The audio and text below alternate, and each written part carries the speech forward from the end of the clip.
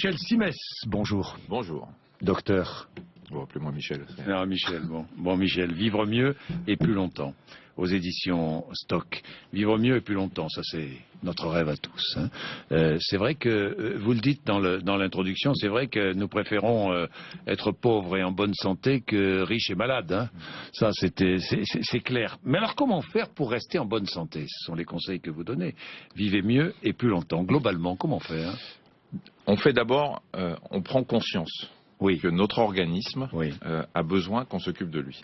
Le corps humain, souvent, pour ceux qui ne sont pas très en forme et n'ont pas une santé florissante, on lutte contre lui en permanence. On lutte contre la prise de poids, on lutte contre la fatigue, on lutte contre la sédentarité. On finit par lutter contre son propre corps. Si on arrive à en faire un ami, à se sentir bien avec lui, et bien déjà, on aura gagné. Et pour vivre mieux et plus longtemps, vous aurez déjà les clés. Si vous écoutez votre propre organisme, si vous l'écoutez vous parler, si vous écoutez aussi les conseils, bien évidemment, qu'il y a dans ce bouquin, eh bien, vous aurez déjà gagné des années. Parce que le problème de vivre et plus longtemps, effectivement, vous le dites, tout le monde a envie de vivre mieux et plus longtemps. Évidemment. On vous demande si vous avez envie de ne pas être malade. Vous voulez dire par là que nous sommes de piètres gardiens de notre santé? C'est une catastrophe. C'est pas qu'on est de piètres gardiens, c'est qu'aujourd'hui, dans notre société, surtout quand on a des boulots assez prenants, assez stressants, on finit par privilégier tout ce qui est professionnel, surtout dans une période où il y a tant de chômage, où on flippe en permanence pour savoir si on va garder ou pas son boulot. On finit par ne plus prendre en compte le fait nous, c'est un organisme, c'est un corps, ce sont des organes, c'est un cerveau, et les gens, aujourd'hui, il y a les 2 tiers des Français qui sont sédentaires. Les 2 tiers. Les 2 tiers des Français. Sédentaires, c'est pas, je vais pas faire de sport, c'est, on bouge pas, sont derrière. C'est-à-dire qu'on passe du canapé pour regarder la télé au lit, du lit à la voiture et de la voiture au bureau. On ne fait rien. La sédentarité est la première catastrophe sanitaire dans notre pays. Donc, vous demandez si on est de piètres gardiens de notre corps, c'est plus que de piètres gardiens. C'est une catastrophe. Et plus le corps est faible, plus il commande, plus il est fort, plus il obéit. C'est Jean-Jacques Rousseau qui disait cela. Ça me paraît pas mal. Hein. Donc il faut le renforcer. Il faut renforcer intelligemment notre hygiène de vie. Pourquoi tout ce qui est bon est-il mauvais pour la santé? C'est un enfant qui vous a posé cette question. C'est un enfant qui a dit ça, effectivement. Tout ce qui est bon, tout ce que vous avez envie de manger peut effectivement être mauvais pour la santé parce que c'est gras, parce que c'est sucré. Voilà. Mais c'est pas grave, on en mange quand même. Moi, dans ce bouquin, jamais je ne vous dis arrêtez la charcuterie. Jamais je vous dis arrêtez les gâteaux. Nous allons d'ailleurs entrer dans le livre tout à l'heure avec tout un tas d'exemples. Voilà, mais l'idée, elle est que si vous voulez profiter de la vie et boire un petit coup et manger gras, ok, il n'y a pas de souci, sauf qu'il faut compenser autrement, par exemple en faisant de l'activité physique si vous êtes sédentaire. Il faut apprivoiser son corps et se dire, j'ai fait un petit excès d'un côté, je vais le compenser de l'autre. Le maîtriser, en quelque sorte, être toujours lucide face à son corps et face aux années qui passent. Avant d'entrer dans le détail, nous allons parler de beaucoup de points contenus dans ce livre, Michel Simès. Je voudrais regarder l'actualité. Il y a des députés qui ont envie, qui vont déposer une proposition de loi, si ce n'est déjà fait. Je crois que ça va être fait aujourd'hui ou ça a été fait hier, conduit par Benoît Hamon. Ils sont un peu plus de 80 pour faire voter, faire reconnaître le burn-out comme maladie professionnelle. Vous y êtes favorable ou pas? Oui, parce que le burn-out aujourd'hui, je crois qu'il y a 3 millions de Français qui sont susceptibles. C'est-à-dire que les chiffres sont incertains, parce que le burn-out, comment le définir? C'est mal défini. Mais sans aller juste... Alors, le burn-out, la définition, c'est le syndrome d'épuisement professionnel. C'est vraiment, vous avez basculé dans le « j'en peux plus, j'ai plus aucune motivation, je veux plus sortir de chez moi, je veux plus aller au boulot, etc. » Là, on a basculé. Ce qu'il faut faire aujourd'hui, c'est s'occuper de ceux qui sont en pré-burnout ou qui ont des symptômes ou des signes qui peuvent montrer qu'ils vont vers l'épuisement professionnel. Alors c'est vrai que les chiffres, on s'en fout un petit peu. En tout cas, il y a des millions de personnes qui sont susceptibles de le faire. Et pour essayer d'éviter de basculer dans le vrai burn-out et dans la vraie dépression, il faut prendre en compte tous les symptômes, les signaux d'alarme que vous envoie votre organisme. Alors c'est vrai que les psychiatres sont pas tous d'accord sur la définition. En revanche, un psychiatre qui nous disait non. Non. En revanche, il faut bien prendre en charge effectivement les signes et ce déséquilibre. Mais on revient toujours à la même chose, s'écouter. S'écouter, écouter son organisme. On commence à pas être bien, on dort mal, on décroche jamais, avec les mails, les téléphones portables, etc. Il n'y a aucun moment de vraie liberté. Et ça peut nous faire basculer. Et effectivement, une loi reconnaissant le burn-out comme vraie maladie du travail, ça me paraît normal. Vous avez été proche du burn-out? Ça vous est arrivé? Je l'ai dit, effectivement. J'ai été proche parce que je faisais trop de choses et puis parce que je gérais mal mon temps. Et moi, j'ai fait ce que je conseille de faire. C'est-à-dire que j'ai été à l'écoute de mon corps. Moi j'appelle ça le crabe, c'est pas le crabe le cancer, mais je commençais à être bouffé de l'intérieur. J'étais stressé, j'avais des spasmes à l'intérieur et il y a un moment, je me disais, c'est pas possible, quoi. Je me réveillais au milieu de la nuit et j'ai la chance d'avoir une amie psychologue très proche à qui j'ai parlé de ça et qui m'a dit, mais tu as entendu parler, non, du burn-out? Oui, j'en ai entendu parler, c'est un peu mon boulot. Mais on voit pas, on sait pas s'analyser. On le sent pas. On le sent pas. On le sent. Vous savez, c'est comme le cancérologue qui a tous les signes du cancer et qui pense pas une seconde qu'il peut l'avoir lui-même. Et puis voilà, il suffisait de lever le pied et c'est ce que les gens doivent faire. Moi, j'ai levé le pied, j'ai annulé des rendez-vous pendant une semaine et tout est rentré dans l'ordre. Vous fumez? Non. Vous n'avez jamais fumé? J'ai fumé quand j'avais 13 ans, comme tous les gamins, pour voir ce que ça donnait. Oui, parce que j'avais Michel Sapin mardi matin à votre place, là, le ministre des Finances, et je lui ai posé la question sur le prix des cigarettes. Je lui ai dit, mais pourquoi ne pas augmenter le prix des cigarettes? Tous les spécialistes nous disent que si on augmente le prix des cigarettes, évidemment, on va faire baisser la consommation. Il me dit, non, parce qu'on a mis en place les paquets neutres. Vous voyez la réponse. Ah bah oui, c'est ce fameux paquet neutre. Mais c'est alors. Moi j'ai l'impression que les responsables politiques, il y a aussi Nicolas Sarkozy, vous l'avez remarqué, sur le paquet neutre qui est absolument contre. Je veux dire, il y a d'un côté le ministère de la Santé. Et tous les ministres de la Santé qui se sont succédés ont voulu diminuer la consommation de tabac en France. De l'autre, il y a Bercy. Bercy dit non, on ne va pas augmenter trop du prix du paquet de cigarettes parce que ça fait rentrer de l'argent. Les chiffres aujourd'hui sont très clairs. Le tabac coûte des milliards d'euros à la société, même s'il en rapporte en taxes et puis les économies qu'on fait sur les retraites des gens qui sont morts. Il coûte beaucoup plus à la société qu'il ne rapporte. Donc c'est un faux prétexte. Il faut augmenter aujourd'hui au minimum de 10% le prix du paquet de cigarettes. Ça a été fait dans d'autres pays. Associé au paquet neutre, ça fait baisser la consommation, on le sait. Alors effectivement, j'ai poussé un coup de gueule contre Nicolas Sarkozy. Alors j'ai été traité de gaucho bien évidemment parce que c'était Sarkozy. Quand je dis que Marisol Touraine ne fait pas toutes les mesures qu'il faudrait, je suis traité de mec de droite, je m'en fous. Moi ce qui m'intéresse c'est que les responsables politiques soient responsables aussi de la santé publique et je suis désolé, tant qu'on n'augmentera pas suffisamment le prix du paquet de cigarettes, associé au paquet neutre, associé à toutes les mesures qui peuvent faire baisser la consommation de tabac, il ne faut pas nous raconter qu'on veut lutter contre le tabagisme en France. Bien.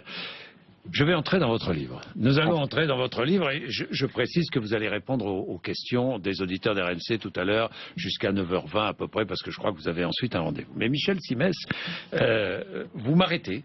Je vais ouvrir les chapitres. Allez, une douche à 15 degrés le matin pour bien commencer ou pour le soir pour bien dormir. Surtout le soir. Pourquoi L'organisme, pour bien dormir, a besoin de baisser sa température corporelle.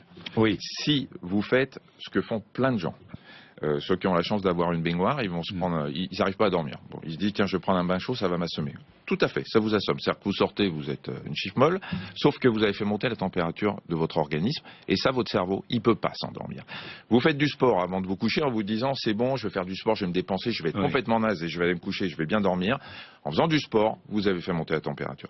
L'idée, et c'est ce que je disais en prenant une douche à 15 degrés, mais vous pouvez la prendre à 17 si vous avez envie, et en commençant toujours par le bas et en remontant et en la prenant assez vite, c'est de faire baisser la température du corps. Oui, ça va vous réveiller, sûrement. Si vous faites ça avant dîner, ça va vous donner la pêche pour le dîner. Mais en même temps, votre organisme va baisser sa température, qui est indispensable pour avoir un bon sommeil. Beaucoup d'eau tout au long de la journée pour la mémoire. Pour la mémoire, et pas que pour la mémoire. 80-90% d'eau dans le cerveau quand même. Donc si vous êtes déshydraté, qu'est-ce qui se passe? D'ailleurs, c'est ce qui se passe avec l'alcool. L'alcool, vous savez, déshydrate. Si vous avez la gueule de bois le matin, c'est parce que vous êtes déshydraté. Donc il faut boire de l'eau, beaucoup dans la journée pour hydrater. Notre organisme est fait d'eau. Nos cellules, c'est de l'eau qu'il y a dedans. Si vous vous déshydratez, vous réduisez toutes les fonctions de votre organisme. Vous vous fatiguez et votre cerveau ne fonctionne pas correctement. Alors je regarde, vous m'arrêtez. Je vous équilibrer ses repas. Bon. Et ça, Manger de l'ail? Tiens, équilibrer ses repas. Si, Oui. si je vous pose la question, Oui. c'est quoi équilibrer un repas? Ben, je ne sais pas. Et voilà. Je ne sais pas vraiment. Ben... Enfin, je ne sais pas vraiment. Si, glucides, protéines, lipides en quantité raisonnable. Voilà, mais concrètement, vous mettez quoi dans l'assiette? Ben, je ne sais pas. Vous savez pas? Non. Les gens, on leur dit non. équilibrez vos repas. Alors c'est pour ça que dans ce bouquin, je donne des conseils très précis oui. en disant, voilà, on va vous dire il faut des portions d'aliments. Eh ben les portions d'aliments, vous savez pas ce que c'est une portion. Si vous êtes un gros bouffeur, vous allez remplir votre assiette, vous penserez que c'est une portion. On donne des trucs dans ce bouquin. Par exemple, si on vous dit une portion de fromage, eh bien c'est la quantité entre, voilà, vous mettez vos 2 doigts comme ça c'est une portion de fromage. Une portion de légumes. Quel que soit le fromage. Quel que soit le fromage. Alors oui, parce qu'on va pas fromage. Après, vous voulez une portion de légumes, vous mettez vos mains en corolle, à l'intérieur c'est une portion de légumes. Vous voulez une portion de viande ou de poisson, vous prenez la paume de votre main, voilà ce qui correspond à une portion. Et là vous avez un repas équilibré. Vous prenez une assiette, vous la coupez en 4, vous faites la moitié en féculents, la moitié en viande, etc. Et puis vous rajoutez un petit fruit, un petit laitage, vous avez un repas équilibré. Il faut des choses concrètes. C'est pour ça que les gens, quand on vous dit 5 fruits et légumes, vous avez compté les fruits et légumes dans la journée? Oui, non, c'est vrai. Vous savez pas? Et puis c'est quoi 5 fruits et légumes? C'est une pastèque, c'est un légume? C'est un fruit? Non, c'est vous recommandez la pastèque, cela dit. Hein? Oui, mais la pastèque, mais tous les fruits que je recommande, c'est parce qu'ils apportent... Oui, le melon, le pamplemousse, la grenade, qu'est-ce qu'il y a encore? Il y en a mais beaucoup, parce que tout ça contient quoi? Le citron. Tout ça contient la vitamine C dont on a besoin. C'est tout ce que j'explique avec tous ces fruits que vous avez cités, qui apportent les vitamines, qui apportent les antioxydants qui sont nécessaires parce que votre cellule, quand elle travaille, elle va rouiller, si vous voulez, pour faire simple, et il faut lutter contre cette rouille. Et ça, ce sont les antioxydants. Tout ce que je donne comme conseil pour les fruits et les légumes, ça va vous permettre de faire des économies, parce que vous n'achèterez pas de compléments alimentaires. Et les compléments alimentaires, ça sert à rien. Ça sert à dépenser votre argent. Oui, alors tiens, c'est un auditeur qui nous a écrit. J'ai vu une émission sur les additifs alimentaires et aujourd'hui, il est très compliqué de trouver un aliment qui n'en contient pas.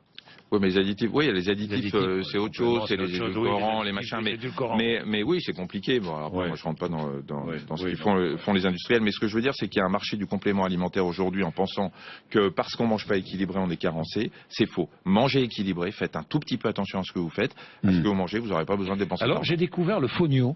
Je ne savais même pas que ça existait. Alors ça, le fonio, c'est des céréales africaines qui contiennent beaucoup de sels minéraux, qui contiennent du magnésium, etc., du zinc. Et puis, pour les amateurs de sans gluten, et Dieu sait s'il y en a aujourd'hui, Qu'est-ce que vous pensez de ça, d'ailleurs? Franchement, très franchement, je pense que, il y a 1% de la population qui est intolérante au gluten. On appelle ça des malades qui font une maladie cœliaque. C'est une catastrophe pour eux. Donc, eux, c'est normal qu'ils ne mangent pas de gluten.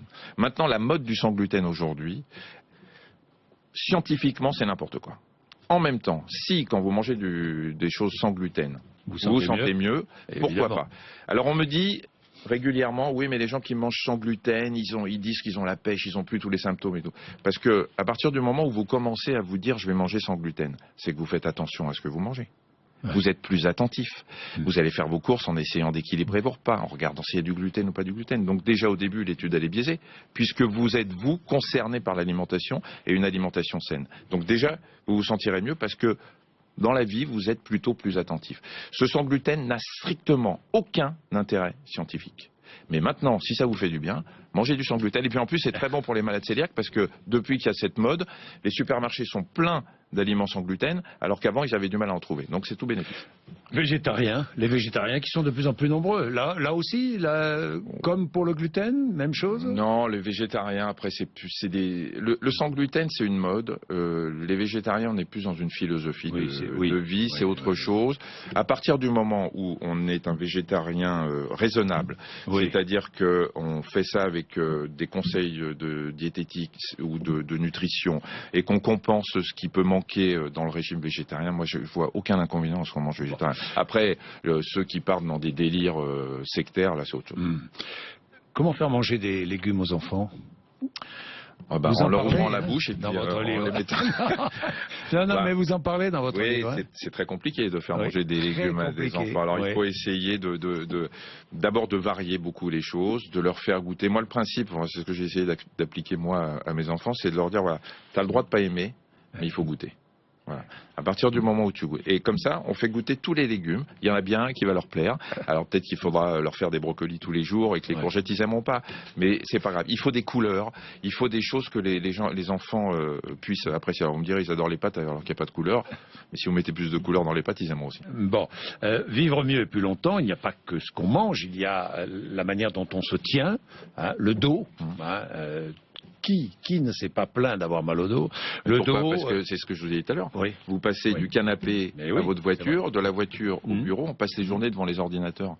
Et alors au début de la journée, vous êtes comme ça, vous êtes bien, et puis plus la journée avance, et plus vous vous retrouvez comme ça, complètement voûté sur l'ordinateur, et pour peu que vous soyez un peu presbyte, en plus vous vous rapprochez de l'ordi pour mieux voir. Voilà. Et donc, les écrans. Attention, pas trop d'écran, là encore, toujours pareil. Hein. Ouais, mais les écrans, et même... si je vous dis pas trop d'écran, vous allez me dire je bosse comment, quoi. C'est pas grave, on peut rester face à un écran. Le tout, c'est qu'il faut réfléchir à la position que l'on a face à l'écran. Parce qu'il faut pas se mettre n'importe comment. Il faut pas être comme ça toute la journée, ni comme ça. Il faut avoir une bonne distance, et ça, c'est de l'ergonomie. Bien, il y a aussi, j'ai vu parler même des tongs dans votre livre. Ouais, ça m'a amusé. Oui, parce que c'est anecdotique un peu. C'est anecdotique, mais c'est vrai que les tongs. Alors si vous savez très bien qu'on reproche aux ados de marcher avec des baskets qui sont pas fermées, que ça leur pourrit les pieds, etc. Les tongs, vous avez aucune accroche. C'est très joli, une femme avec de beaux pieds et des belles tongs, mais en même temps, c'est pas ça qui va maintenir la statique du pied. C'est pas très bon non plus. Michel Simès, il y a des quantités de régimes, des quantités. On va approcher là, ça y est, ça va fleurir. Hein. On est en février. Attendons le mois d'avril, ça va fleurir. Vous avez suivi déjà des régimes? Non, parce que pensez-vous de tous ces régimes divers et variés, chacun défendant son régime?